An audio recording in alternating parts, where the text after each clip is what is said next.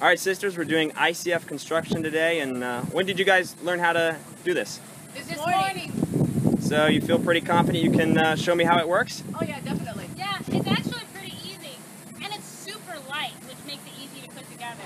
And they're like building Legos. They go together really easily. Just gotta make sure that they're flush. And then you just use these clips to lock them together so they don't move. Then once that's done, we reinforce it with the rebar, and they have little slots already, so you just kind of like plump them in. And then overlap them. After you do that, And then you tie them together. Tie them together with these little clips.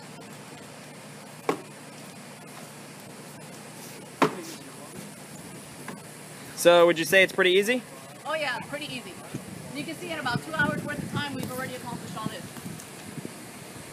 Awesome. Thank you, sisters.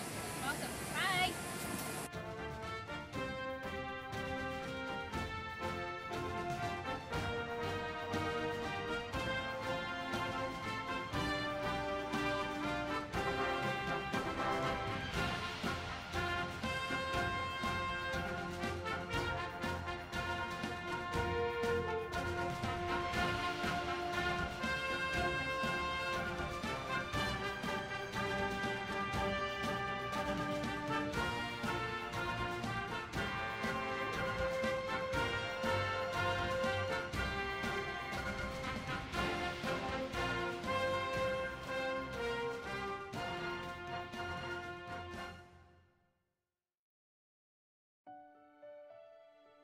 Alright, so we're going to demonstrate how to put the turnbuckle into the strong back.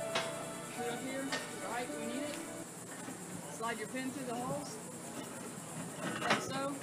Lock it down. Get the other brace. Just takes one more pin. We'll put it on the side. Move this down a little bit. That just clips on there.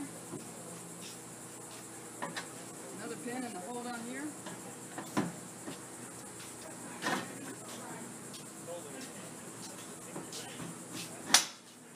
There you go, ready for walkboards.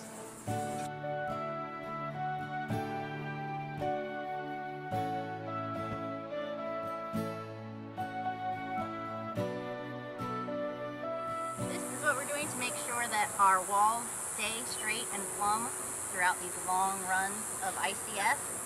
We attach a board to one side, run a string all the way across, and then you can consistently measure the gap to make sure that there are no inconsistencies in your measurement, to make sure everything's straight and plumb on the fourth course, and then again at the top.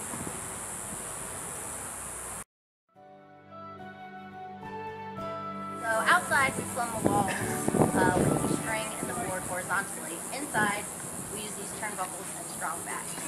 About 4 courses up, we install the strong backs, secure them to the floor with Capcons, and secure them all the way up with drywall screws. Then the turnbuckles are installed, as well as the jacks. That way, in order to vertically maneuver the walls, if they need to be leveled, then you can turn it to the right, pull the wall in, turn it to the left, so push the wall out. That way each strong back, when you put a level to it,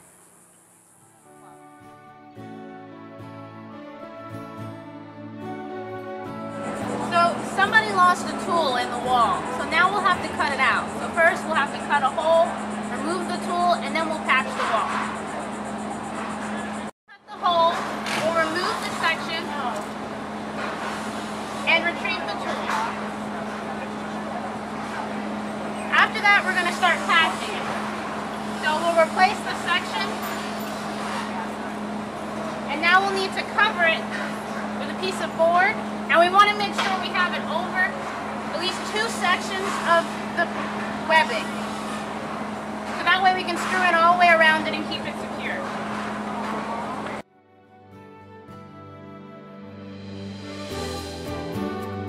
So the window bucks are pre-framed, and we put them in right around the 4th or 5th course, and then we fill the blocks around it. The plywood is put around the frame of the window buck so that no concrete leaks out, and then it is removed after the pour. J-bolts are put in so that it's secure on each side, and that way then we can just slide the window in just like a regular framed entrance. Alright, we're getting ready to pour, but we have to do a structural connection for this portico. An LVL is attached right here with Hilti bolts, but we have to expose the face of it so that when the wall is poured, the concrete comes all the way to the face of the foam. Once that is there, then we can connect the LVL beam by means of an anchor, a connector that is attached with Hilti bolts. Okay, now we have our hole exposed. We have to keep the concrete, when it's wet, from coming all the way out. And we want it to come to the surface like we talked about earlier.